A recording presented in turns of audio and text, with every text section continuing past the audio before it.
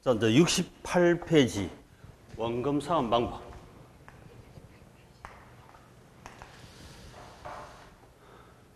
자, 예를 들어서 실제 우리 계산형도 출제가 많이 되는데 어렵게 출제되는 건 아닙니다. 계산기 없이 푸는 게 대다수고, 특별한 경우는 계산기 뭐 더하기 빼기 곱하기 나누는 계산기 말고 아니 FC 200V 칸의 신형 그런 계산기 치면 금방 답 나오는 것도 있습니다. 근데 우리가 뭐 고득점 상대평가라면 그렇게 해야 되지만 까짓것 한두 문제 무시해도 상관없잖아요. 이제 그런 건 찍어보자. 실제 계산기 들이대는 문제가 한두 문제 밖에 안 되기 때문에 한두 문제는 그냥 찍어보도 상관없어요. 다만 저 아쉬운 게 이건 계산기 있으면 틀림없이 맞출 수 있는데 계산기 없어가 못 맞췄다 가는 게 한 문제가 나오게 해요. 그 때문에 이제 계산기를 가시는데 너무 제가 고득점 순위고사처럼 아예 상대평가 같으면 제가 계산기도 제일 좋은 거 구입하시라 하시고 트레이닝을 하겠지만 우리 60점 끝하니까 상관없잖아요. 대충 가도 7, 80 이상 나와보는데 그럼 못하라. 무시해봐도 상관없어요.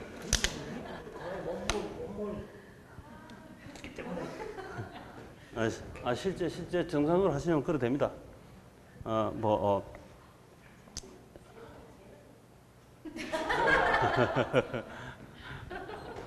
가다 보면 결혼인 점수가 제일 많이 나와버려요. 나올 필요가 없는데 그래도 됩니다. 자, 예를 들어서 이제 1억을 차입했습니다. 1억 차입 10년간 10년 연이자 10%를 차입했습니다. 원금 균등상환. 원금이 일정한 균등상환이다. 원금 균등. 그러면 1억 나누기 10년 하면 1년에 얼마씩? 1000만원, 1000만원, 1000만원 10번 이렇게 하면 되죠. 1차년, 2차년, 3차년 쭉 10년까지 원금 균등. 차입 원금을 나누기 10년에서 1000만원씩, 1000만원씩, 1000만원씩 10번 하면 균등상황이 맞죠? 균등상황. 근데 원금만 주면 됩니까? 안 됩니까? 이자를 줘야 된다, 안 줘야 된다? 금융시장에서는 이자가 없이 무상 사용으로 가능하지만 극히 그는 예외적 현상이고 시장에서 당연히 이자를 줘야죠. 이자 계산 반드시 해야 된다. 우리 시험도 이자 계산 반드시 해야 됩니다. 1억을 차입했습니다. 1년 동안 10%. 자, 1년 동안 이자 1억 곱하기 10% 하면 되죠. 1억 곱하기 10% 하면 얼마다? 1000만 원이지. 그래서 원금과 이자를 합쳐가지고 이제 이게 지급 금액이 되죠. 이걸 우리가 부를 때 투자론에서 부채 서비스다, 금융에서는 저당 지불액이다, 원리금 지불액 이렇게 세 가지 유형으로 출제를 합니다. 부채 서비스액, 저당 지불액, 원리금 지불액 다 같은 말입니다. 그렇죠? 그렇게 해서 출제를 하지. 합치면 원금 이자 2천만 원. 그 다음에 2차년도에는 원금 1000만 원이고 이거 1억에서 원금 1000만 원 상환했기 때문에 이제 9천만 원만 빌린 거죠. 9천만 원. 요걸 이제 우리 미상환 저당 잔금 부채산액이죠. 부채산액. 원금 1억 빌렸는데 원금 1억 상환했으니까 9천만 원 남았지. 9천만 원을 10%. 연리 10%니까 9천만 원 곱하기 10% 하면 얼마다? 900만 원. 원금 이자 합치가 지불액은 1,900만 원. 그러면 번호 많아? 800, 700, 600, 500, 400, 300 쭉 될 테고 오늘 1800, 1700, 1600, 1500, 1400, 1400, 1300, 1200, 1100 완전 상환 이렇게 되겠지. 요건 이제 2차년도 요 금액을 구하세요. 한번 출제됐고요. 그전에는 1차년도 이거 찾아라 하는 게 거의 다수였습니다. 계산형에서도. 근데 작년에 처음으로 이거 9차년도 원리금 13차년도 이자 이렇게 출제를 했어요. 근데 이거 가는 이 원리만 알면 자동으로 계산할 수 있습니다. 걱정 안 하셔도 되고. 그 다음에 이제 원리금 균등상환. 원금과 이자를 합쳐가지고 일정하게 균등상환 방식. 원리금 균등상환. 자, 원리금 균등 사안은 원금 이자 합치가 균등이니까 저당상수가 반드시 나셔야 된다. 저당상수. 자, 이때에 이런 케이스 10년이고 이자 10% 매년 말 지급하는 이 저당상수는 0.16 됩니다. 이 전 세계가 똑같습니다. 이 전 세계가 똑같아. 저당상수, 저당 차익 금액 1억은 알고, 그 다음에 매년 갚아야 할 상수, 그 상수가 바로 원리금 균등, 연금이죠, 연금. 그죠? 원리금 균등액이 균등한 현금 흐름이 바로 상수, 연금, 기금 같은 뜻이다 하고 전에 얘기했지. 저당상수 똑같습니다. 그 1억에다가 저당 차익 1억에다가 저당 상수를 곱해보면 바로 그냥 상수가 튀어나버리지. 1600만, 1600, 1600, 10번. 1600, 1600, 1600, 이거 변하지 않죠? 변하면 변수인데 안 변하니까 상수야. 항상수. 일정한 수. 연금, 비금, 균등 상환액 이렇게. 1600입니다. 자, 이 속에 이자가 있겠지, 이자. 이자 계산은 반드시 해야죠. 원리금 합계니까 이 속에 이자를 섞어내면 원금이 얼마인지 알 수 있겠지. 자, 이자 계산 역시 1억 차입에서 1년에 10% 땡겼으면 1000만 원이다. 그러면 원리금 합계에서 이자를 빼면 이제 600만 원이 원금 상환분이 원금. 여기 이제 원금 상환분이다. 요걸 1년도 원금 상환액이 얼마입니까? 요것도 계산형 출제 몇 번 했습니다. 원리금 균등 상금액에다가 이자를 빼야 첫 해 원금 상환액 이게 나오겠지. 저는 이 첫 해만 이렇게 줘놔도 첫 해만. 2차역 한 번 나왔고 작년에는 9차년, 14차년 이렇게 좀 특이한 계산이 나와버렸어요. 푸는 데는 뭐 이상 없습니다만은. 자, 그 다음에 2차년도에는 10% 이자가 얼마일까? 여기 얼마일까? 저 1억 빌렸다가 원금을 600만 원 갚았으니까 9,400만 원이죠. 9,400만 원 곱하기 10% 940만 원이 이자다. 원리금 합계 1,600에서 이자 940 빼면 660만 원이 원금 상환이 되겠죠. 그러니까 이건 2차년도 과락하는 아직 한 번도 출제 안 됐으니까 일단 요걸 계산하시고 이래 쭉 가면 이자가 점점 줄어들죠. 쟤도 원금 균등 상환도 이자가 줄어드는 건 마찬가지입니다. 왜냐하면 둘 다 원금을 상환하기 때문에 이자가 줄어들 수밖에. 다만 줄어드는데 누가 이자가 초기에 더 많으냐 적으냐 그게 시험 나왔습니다. 자, 원금 균등이 많이 갚는 겁니까? 원리금 균등이 많이 갚는 겁니까? 원금 균등이 이게 많이 갚는 거죠, 초기에. 초기에 많이 갚지. 나중에 후반 가면 역전되지만 초기에 많이 갚는 거예요. 그래서 많이 갚을수록 이자가 적을 거 아닙니까? 이자가 적지. 적게 갚을수록 이자가 많겠죠. 그렇게 생각하시면 되고, 빨리 많이 갚으니까 이자가 적다. 초기에. 천천히 갚으니까 이자가 많다. 이렇게 흔적을 남겨두시고. 그래서 이자가 점점 감소합니다. 총 지급액은 요 두 개 합치기 때문에 감소합니다. 감소한다 이걸 보고 우리가 체감이란 말을 많이 쓰죠. 체감. 원금 균등 상환은 체감하는 요 흔적을 하나 남겨두시고, 그 다음 원리금 균등 상환은 총 지급액이 균등하죠. 균등. 1600만 균등하는 말을 하나 남겨두시고, 이자는 감소합니다. 원금은 증가합니다. 원리금 합쳐가지고 균등하니까. 그래서 이때는 원리금 균등 상환은 갈수록 원금은 커지죠. 이자는 줄어들고 그만큼 원금 상환은 커집니다. 당연하지. 자, 우리 원리금 균등 상환, 이게 실무상 이거 많이 하죠. 그죠? 이게 실무상 자기 집도 보니까 이렇게 하고 있더라고. 자기 집도 보니까 주로 거의 다 이렇게 하고 있더라고. 자기 집이 있으면 그대로 적용하면 돼요. 자, 그래서 이 두 가지를 합쳐가지고 이제 그래프로 그려보면 만기 도래함에 따라서 만기가 진행함에 따라서 매년 상환 금액이 원리금 균등 상환은 균등 1600, 1600, 1600, 1600 쭉 1600 일정합니다. 여기 원리금 균등이라 균등. 균등 상환이지. 균등. 원금 이제 합치가지고 균등. 근데 원금 균등은 초기에 많죠. 이렇게 2000, 1900 제보다 많잖아요. 후기 가면 역전되지만 그래서 이렇게 상환되지.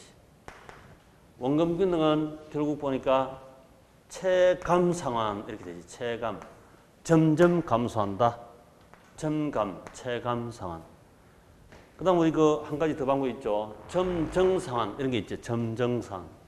최정 상환 이렇게 돼. 최정. 그 세 가지 방식. 자, 이 세 가지 방식.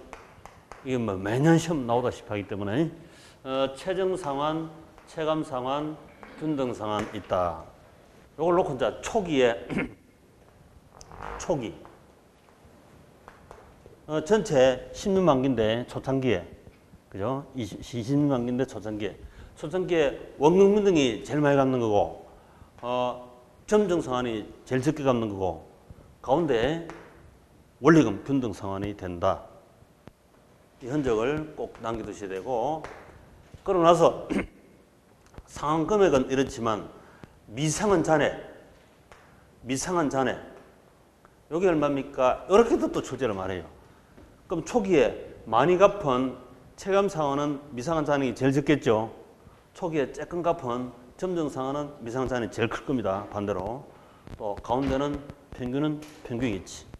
그렇게 출제도 많이 하고요. 그 다음에 후기. 자, 후기에는 반대 역전현상이 나타납니다. 그래프상 당연하죠. 얘가 제일 많이 갖고 얘가 제일 적게 갖고 보통. 실무에서는 어느 걸 제일 많이 쓴다? 원리금 균등 상환. 이걸 제일 많이 실무상 나타나더라. 그래서 실무상 나타나는 원리금 균등 이걸 한 번 더 분석해보자. 초창기에는 이자가 많고 원금 상환은 쬐끔이고 초창기는 이자가 이렇게 많고 원금은 쬐끔이고 갈수록 반대죠. 갈수록 이자가 줄어들고 원금은 커지잖아요. 그래서 후기에 갈수록 이렇게 원금이 이자가 적고 원금이 크게 상환됩니다. 이것 하나 흔적을 꼭 남겨두시네. 초기에 이자가 많다 이 말은 원리금 균등이니까 원금은 쬐끔이겠지. 그 다음 후기는 반대니까 반대. 역제이니까 원금 갚았으니까 쬐끔 이자만 주면 되지. 그리고 원금 상환은 많다. 그래서 여기에 원금 상환 점점 증가하는 것이고 오늘 이자 상환이 점점 줄어드는 것이다. 두 개 합쳐가지고 균등하니까. 그걸 분해서 시험 줄 때도 잘합니다. 그래서 크게는 이 흐름만 아시도 상당수 풀린다. 자, 한번 읽어보십시오. 첫 번째, 원금 균등 분할 상환 방식. 체감, 그 동그라미 하시고, 체감. 대출 기간 동안 10년 만기, 예를 들어서 매기 상환되는 원금이 균등. 그래서 이제 1억 나누기 10년에서 천만. 자, 여기에서 1년에 한 번씩 갚는 거지, 지금 현재. 얘는 1년에 한 번씩 1년 말, 2년 말, 3년 말, 천만. 우리 실무상은 매월 갚습니까? 매년 갚습니까? 매년 말이 아니고 매월 말이죠. 그러니까 우리 시험은 주로 이렇게 나와요. 매년 말. 그 실무보다도 더 단순하다 이 말이죠. 심플하다. 책은 심플하다. 실무는 매월이지만 이걸 매월로 바꾸는 것, 그것도 계산이 한번 나왔어요. 매월 바꿀 때는 이러면 돼요. 자, 10년은 몇 개월이다? 1년 12달이니까 120개월이겠죠. 이걸 곱하면 되고, 요 연리 아닙니까, 연리. 그거 나누기 12 하면 원리자 나오겠죠. 이렇게 해서 계산하면 돼. 월 계산할 때는. 계산상 연 계산은 편하지. 여기다가 나중에 그놓고 여기다가 나누기 12, 요 나누기 12 이렇게 하면 나누기 12 하면 월간 금액이 나온다. 원래 이 나누기 단순 12 하면 이게 사실은 정확한 건 아닙니다. 그런데 이걸 답이라고 인정을 하고 넘어가니까 그대로 12를 곱하거나 12를 나누기 해서 이렇게 계산해도 돼요. 편하게. 우리가 뭐 1년 이자가 12%인데 이걸 나누기 12 해가지고 매월 이자를 1%다 하면 맞다 틀리다? 이거 맞습니까 틀립니까? 연리 12%대 1년 12달이니까 12로 나눠가지고 월 1%다. 이렇게 해도 우리 답을 인정해 주는데 이걸 출제자는 의도해서 답을 인정하고 답을 찾아라 이렇게 나와요. 근데 실무상 1년에 연리 12%를 1년 지나서 10% 받겠습니까? 매월 1% 받겠습니까? 매월 1% 받는 게 좋다? 1년 지나서 12% 받는 게 좋다? 매월 1% 받는 게 좋죠? 받을 건 먼저 받고 줄 건 늦게 주고 요즘 그러면 신용이 떨어져가 그래 잘 안 돼. 같은 신용이라면 그래 하는 게 좋겠지만 안 그렇잖아요. 돈 미리 주고 좀 더 주고 하면 시장에서는 엄청 좋아하지. 거래처도 그래야 돼요. 봉급 더 주고 일 더 열심히 하는 게 좋잖아요. 오너도 봉급 조금 더 주고 더 열심히 일 시키는 게 더 낫죠. 그렇게 긍정적으로 가야 되는데 적게 주고 주는 거 적게 주고 늦게 주고 받는 거 빨리 받고 그런 시장 그런 신뢰성이 떨어져서 그걸 못해. 함부로 그걸 하지 마세요. 자, 이거 실효이자가 13.2%가 이래 나옵니다. 이게 매월 이자를 받으면 1% 받으면 1월달 받은 걸 다시 11달까지 다시 굴릴 수 있잖아. 2개월 후에 받은 건 10개월 굴릴 수 있고 이게 유효이자는 이렇게 다르다고 12% 아니다고. 이렇게 하면 안 되는데 이렇게 한 걸로 인정해 준다 이 말입니다.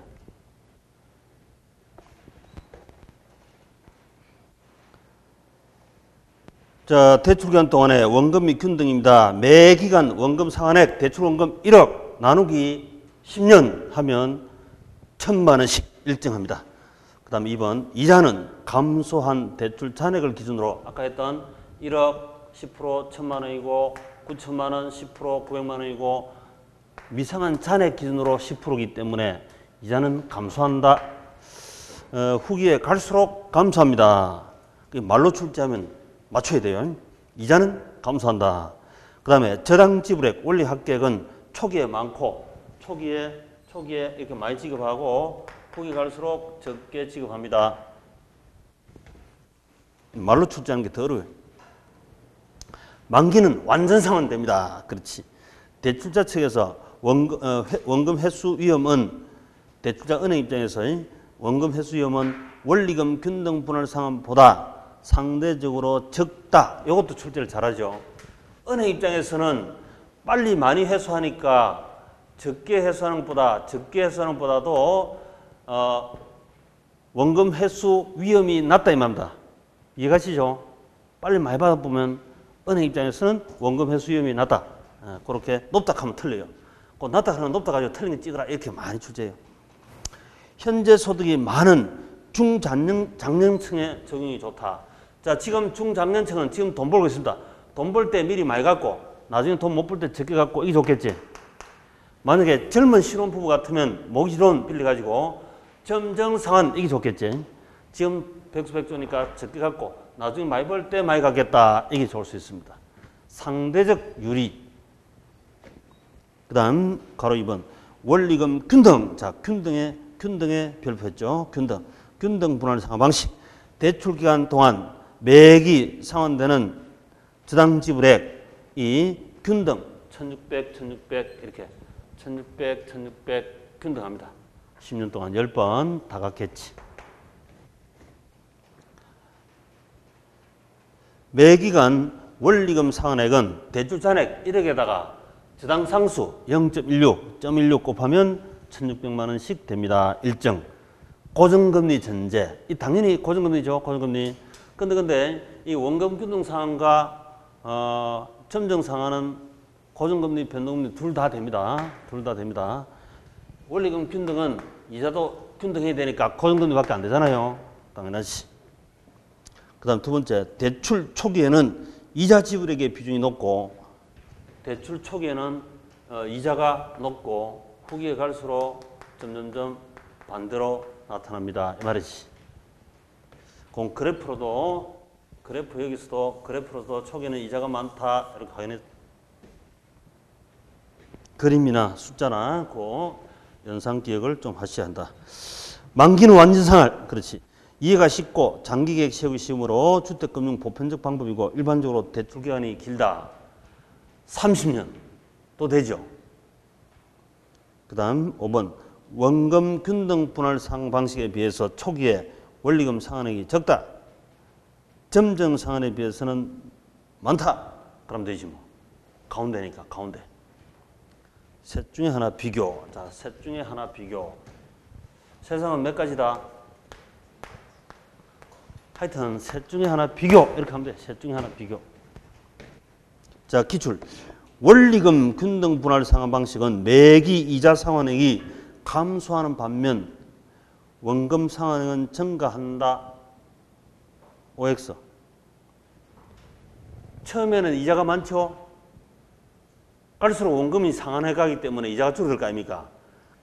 처음에 이자 많다. 그 하나만 가지고 하나만 기억해서 후기는 역전이고 원금은 적다. 이렇게 남겨두시고. 기출. 원리금 균등 상환 방식은 매기 이자 상환액이 감소하는 반면 원금 상환액은 증가한다. 요게 딱이지, 그죠? 딱 맞지. 그 다음 원금 균등 상환 방식은 원리금 균등 상환 방식에 비해서 전체 대출기간 만료 시 누적 원리금 이자 상환액이 더 크다. OX. X죠. 자, 이것도 주의하는 이거 돈을 초기에 빨리 많이 갚으면 전체 이자는 적겠죠. 초기 적게 갚으면 나중에 이자가 많을 거 아닙니까? 초기에 많이 갚았으니까 전체 이익은 적다 이래야지. 맞습니다. 자, 다음 페이지 기출.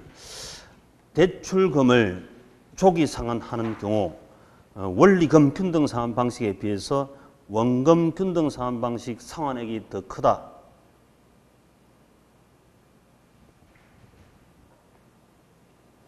미상환 잔금이 누가 더 큽니까? 원리금 균등이 더 크죠. 그럼 틀렸지. 자, 잘하시네요. 자, 그다음 체정에 별표하시고 체정 상환 방식. 초기 상환 금액은 적고 시간이 지날수록 상환 금액이 증가하는 방식이다. 초기에 부의 상환이 발생할 수 있다. 자, 이건 뭐냐면 초기에 일기이자가 1,000만 원인데 700만 원밖에 못 줬습니다. 이자도 적게 주면 1억 차입 이자 300만 원 적게 주면 원금 1억에 가산하여 1억 300만 원을 빌린 걸로 봅니다. 이자도 못 주면 그것도 원금에 가산된다 이 말이네. 그걸 보고 부의 상환. 이자도 못 준 걸 보고 부의 상환. 보통 우리가 정의 상환은 당연하니까 플러스는 표시 안 하죠. 그냥 상환이다 이렇게 부르고, 이런 경우는 독특하게 부의 상환이다 이런 말을 씁니다. 이자도 채 못 지급했다 이 말이지.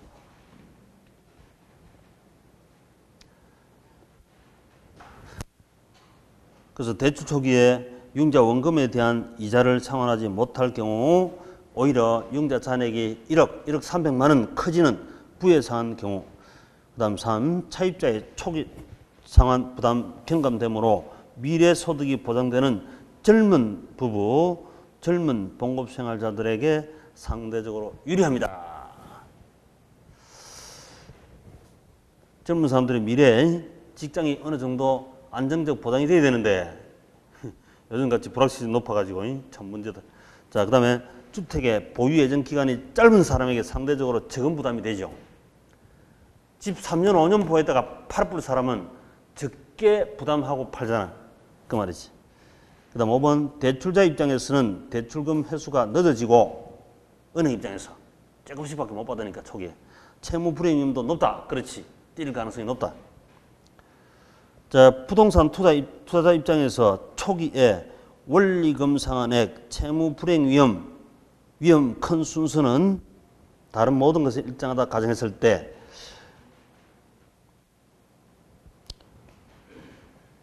원금 균등이 원리금 균등 가운데 점증상한 원금 균등이 차입자 입장에서는 채무 불행 위험이 부담되는 원금 균등이 초기에 많이 갚아야 되니까 채무 불행 위험이 높다 이 말입니다.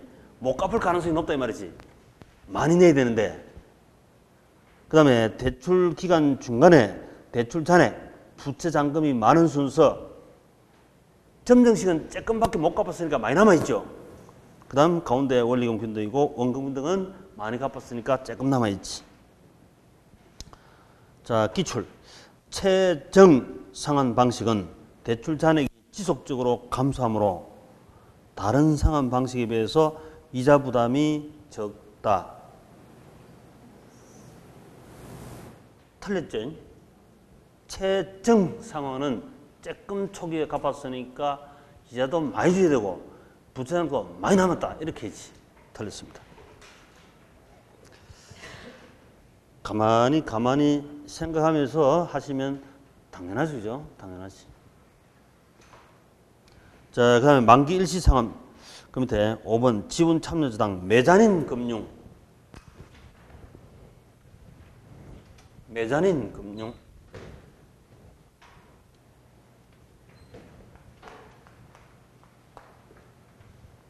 1층 지분금융, 2층 부채금융이다. 1층, 2층 다락방, 메자닌층, 이 이태리 건축용어라 했죠. 거다가 중간 다락방 같은 건데 금융이란 말을 붙여가지고 메자닌 금융은 양쪽에 양다리를 짓는 것. 전환사채. 자, 전환사채다 이 말은 원래 사채는 영어로 본드인데 본드. 사채는 부채 아닙니까 부채? 사채를 샀다, 본드를 샀다, 원리금 주는 부채금융이죠. 그런데 이 사채로 만기까지 가 있는 것보다 주식으로 전환하는 게 좋다고 싶으면 이 전환권 옵션, 이 전환권을 행사하고 나면 보통 주식으로 전환해 줘야 됩니다. 이거 전환사채 발행했던 회사는. 그러면 주주로 있는 게 좋겠다 싶으면 주식으로 전환해 보면 되죠. 전환사채니까. 주식으로 1층으로 전환. 2층에 살다가 1층 내려갈 수 있다니까. 이래 전환권 옵션. 그래서 이게 양면성이 있다. 양면성. 메자닌 금융이라 한다. 그 다음에 신주 이수부 사채. 자, 신주 사채는 사채인데 2층 부채금융인데 신주 발행할 때 신주를 인수할 수 있는 옵션 권리가 붙어 있는 사채입니다. 그러면 신주를 얼마에 행사 가격을 주고 인수할 수 있거든. 인수. 신주 인수구분 사채. 옵션 행사하면 되겠죠. 그러면 이 신주 사채도 1층, 2층 왔다 갔다 할 수 있죠. 이렇게 넘나든다. 그래서 우리 시험은 이 두 개가 출제됐는데요. 전환사채, 신주사채. 좀 약간 부동산하고는 약간 좀 다르지. 이제 금융 분야 얘기겠죠. 응? 약간 차이가 있습니다만은 일단 출제가 되면 하는 수 없이 풀어야 되지. 근데 요게요, 우리 뭐하고 이제 우리 실무상은, 2장 넘기시가 72페이지 봅시다. 72페이지. 자, 72페이지 내려가시면 국민주택기금 해가 수익 공유형, 손익 공유형 모기지 보입니까? 요게 지금 현 정부에서 다시 이걸 이제 우리 신혼 희망, 신혼들한테 희망을 주기 위해서 신혼 희망 타운 아파트를 공급해서 약 한 7만 세대를 공급해서 이걸로 선택할 기회를 준답니다. 지금 어떤 개념은 대출 금리가 1.5%, 뭐 5년간 1%, 그 연후 2% 금리가 싸죠? 엄청 싸잖아요. 이자가 거의 1% 아닙니까? 1%대.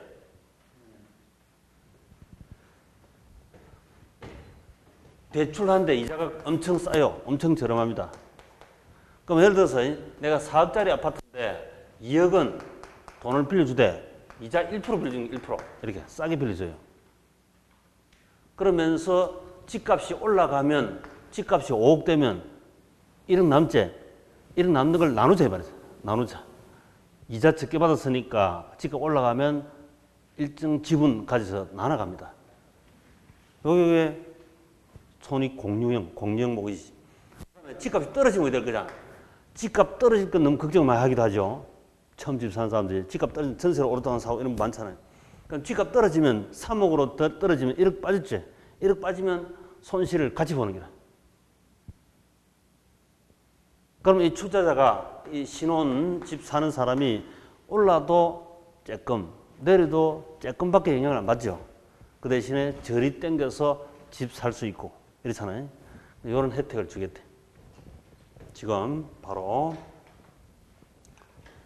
그래서 시험 나올 수도 있겠다. 자꾸 한번 읽어보시면 수익 공유형, 손익 공유형, 대출 한도 최대 70%, 최대 40% 있죠. 돈 많이 빌리려면 수익 공유형이 좋겠네. 많이 빌리려면 손익 공유보다. 그다음 대출 한도 특별한 거는 뭐 안 하셔도 됩니다. 대출 기간이 20년 원리금 균등분할 상환, 20년 만기 일시 상환 이 연도도 수시로 바뀌어요. 이번에 지금 30년으로 또 수시로 바뀌니까 그 세부적으로 기억할 건 암기할 건 없고 흐름상 개념만 슬쩍 그런 게 있구나 하는 정도 파악하고 있으면 됩니다. 그런데 대출 대상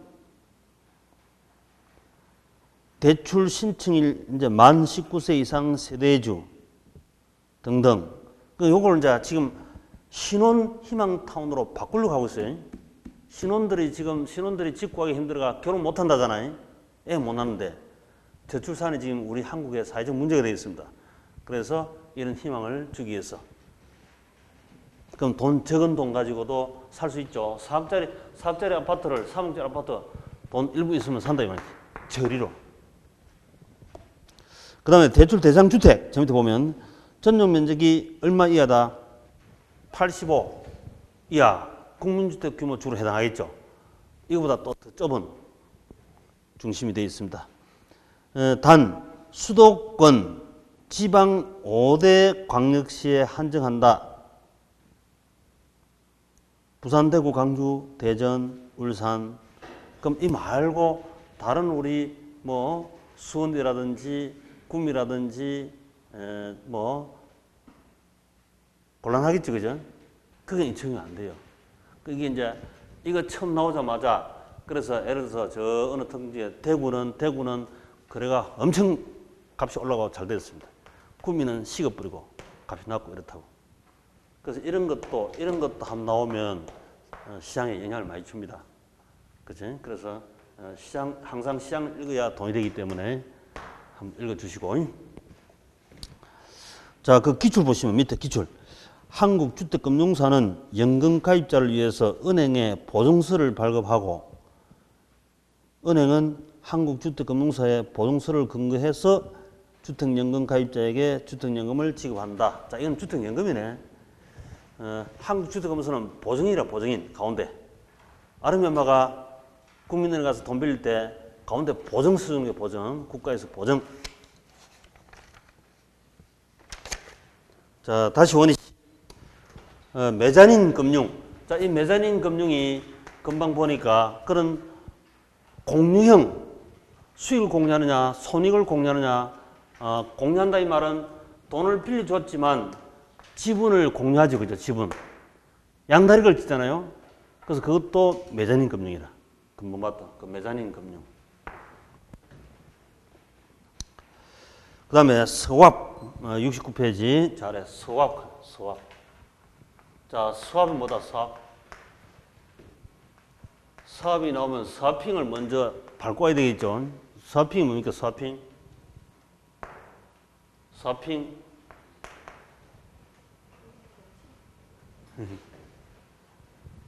이 스왑 중에서 우리 시험 이게 두 번이나 나왔었는데요.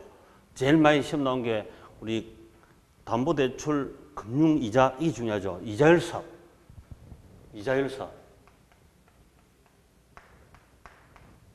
이 스왑이라는 것이 이제 최첨단 파생 상품이에요.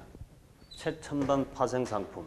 우리 선도 거래하는 게 있고 입도 선매, 배추밭, 대추밭 미리 팔고 사고 하는 게 있잖아요. 예? 선도 거래, 입도 선매. 옛날에 이런 것도 많이 있지. 밭대기로 미리 사고 파는 거. 그 다음에 이게 발전되면 선물 시장이 되고 선물이 아니고 선물. 369 두 번째 목요일, 세 번째 목요일 만기를 두고 사고 파는 우리 주식 금융시장에 들어있죠. 근데 이 선물 거래가 돼지 고기가 들어와 있습니다. 다행히. 그래서 우리가 도시 소비자가 돼지고기를 대표 삼겹살 1인분 얼마다? 대표 삼겹살 뭐 1,500원씩 1,700원 이렇게 하죠. 돼지고기를 안정적으로 소비할 수 있습니다. 만약에 선물시장 들어오기 전에는 시세. 들쭉날쭉한다고 돼지고기 값이. 그래서 돼지고기뿐만 아니고 이런 것은 사실은 배추도 빨리 도입돼야 되고 농산물, 수산물, 추산물, 금속 등 이런 것이 우리 금융 쪽에도 마찬가지고 이게 도입되면 사실은 가격이 도시 소비자가 저가로 안정적으로 소비할 수 있어요. 파는 농부 입장에서도 중간 유통상에 착취 안 당하고 안정적으로 정상이윤을 챙기면서 공부할 수 있고 그래서 시장이 아주 혁신이 일어나는데 여기에 대한 이거는 눈에 안 보이는 거라서요. 전부 다 피해버리고 정치에서도 정부에서도 이 피해버리고 모르니까 그냥 띵하니까 바치니까 피해버리는데 엄청 중요한 게 사실 많다고요. 이걸 빨리 활용해야 된다. 그래야 좀 더 행복 지수가 높아지지. 선물, 선도 선물, 옵션.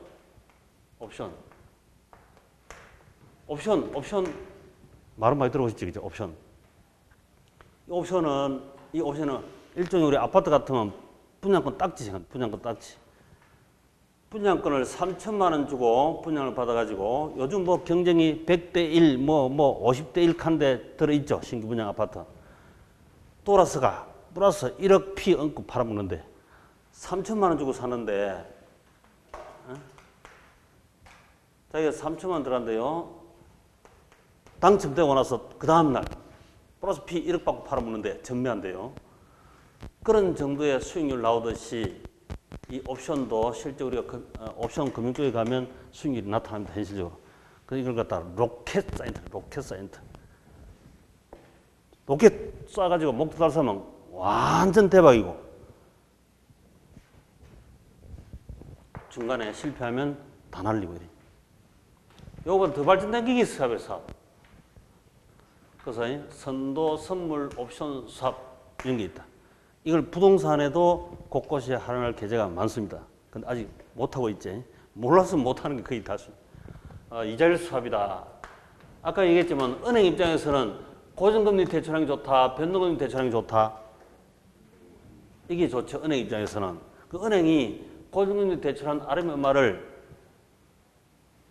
이래저래 변동금리로 바꾸려고 이렇게 시도를 한다고 이게. 은행이 못됐구로. 그 이자율 수합. 이거는 해외 자본도 마찬가지고 환율 수합도 있고 우리 통화 수합 이런 소리 많이 하죠.